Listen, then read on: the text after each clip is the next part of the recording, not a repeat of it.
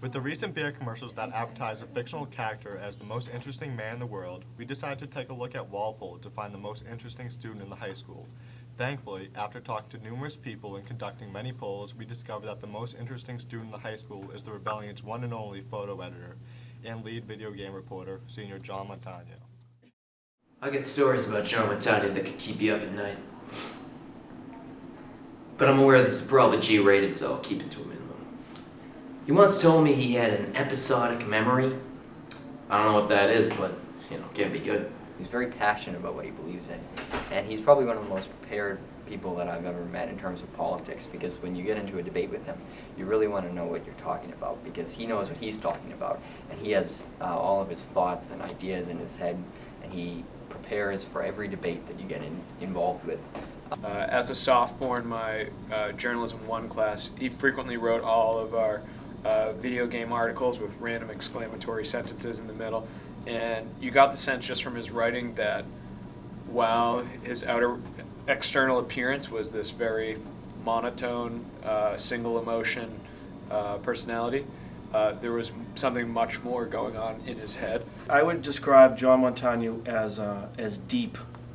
In geometry class, he argued that a bus was an automobile. And when I said to him, it wasn't, it's different, his final statement was, my mom said so. He has a knack of, one, destroying everything he touches, and yet at the same time,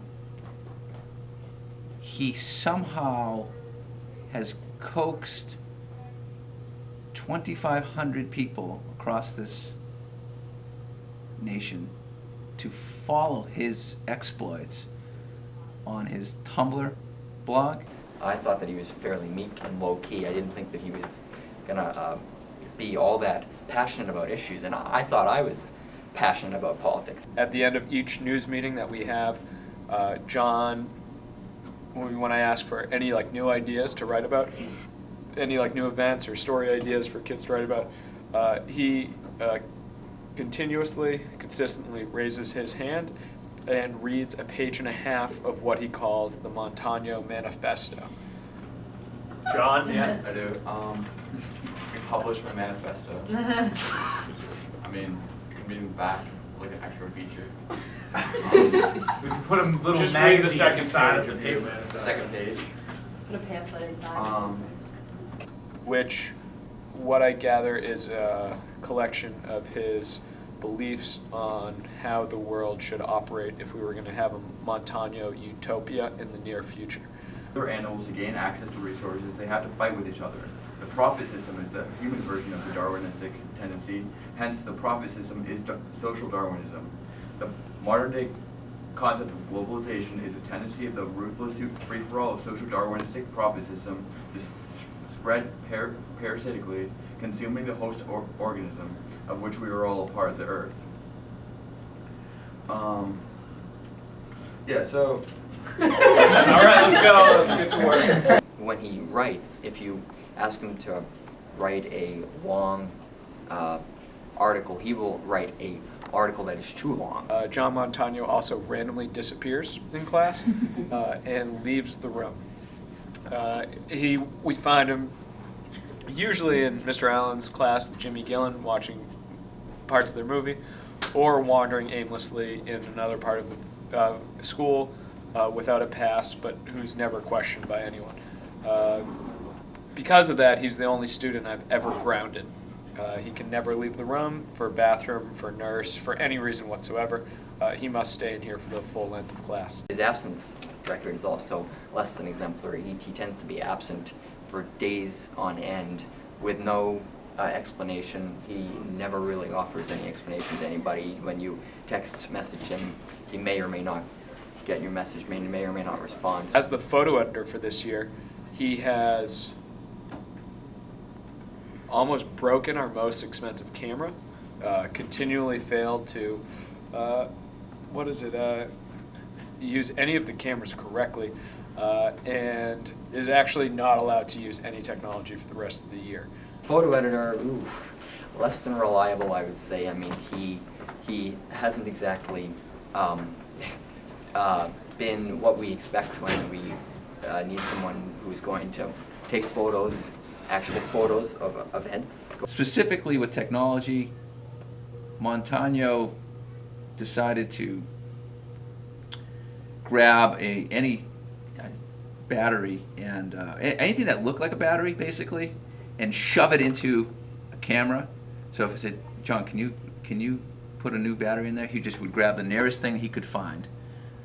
It could have been like it could have been a stapler. It could have been a tape dispenser, whatever it was, and he would try to shove it into the camera.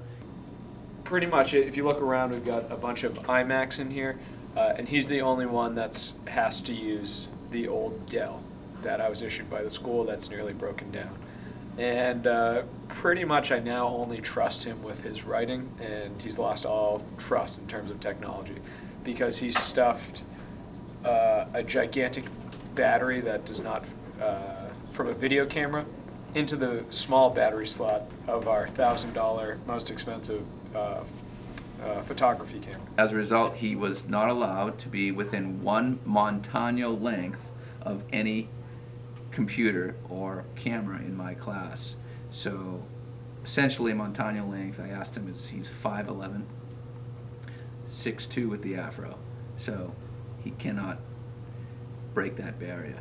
He breaks quite a bit of objects. Electronics he has a problem with. Memory cards, batteries, anything small. Anything he can lose or drop or break. Bottom line, if John touches it, it's probably going to break. He is one of the most charismatic, interesting students I've ever taught. And the winner is John Montagno.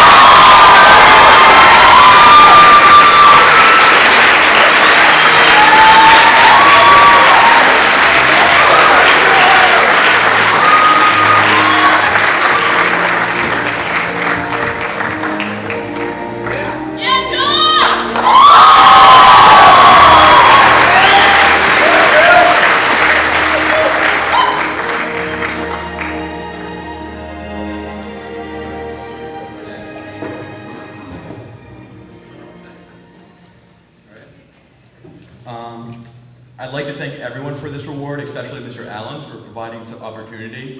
The Huckleberry crew, Steph, Dubes, Dugdale, Luck, CJ, and Alicia, under the wing of Fast Jimmy, who is my hero, for working with me and having a really fun time. My mother, my 2 sisters, Emily and Elora, my grandparents for supporting me.